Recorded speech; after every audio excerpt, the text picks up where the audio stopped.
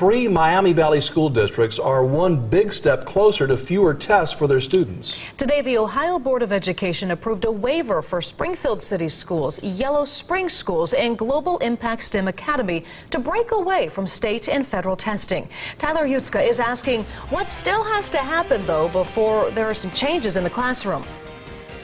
Yeah, next up, approval on the federal level. Springfield Superintendent tells me he's hopeful the U.S. Department of Education will approve the application because he believes it'll result in what's best for the students.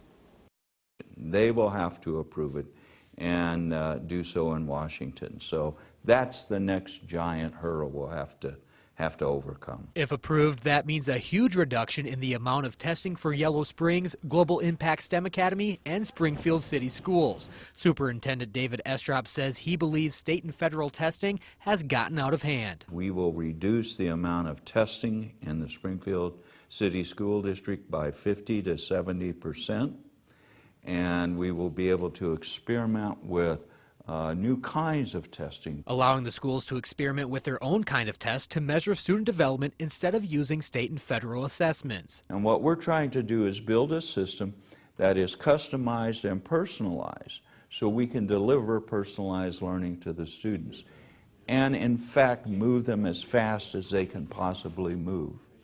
Some will move faster than others in some areas. We know that. The current testing system doesn't allow us to do that. Estrop says Springfield City Schools is part of the Innovation Lab Network created by the Ohio Department of Education. Ohio is one of 11 states that have this network pushing for a new approach to testing. And the question is, can we get the accountability information out of our tests just as equally well as out of a state test? And we believe the answer to that question is yes. Superintendent Estrop says there's no date set when he expects to find out whether the U.S. Department of Education has granted approval. I reached out to some other local schools to get their thoughts on cutting back on testing, but many school officials were out on spring break or declined to comment. Tyler Hutzka, 2 News, working for you.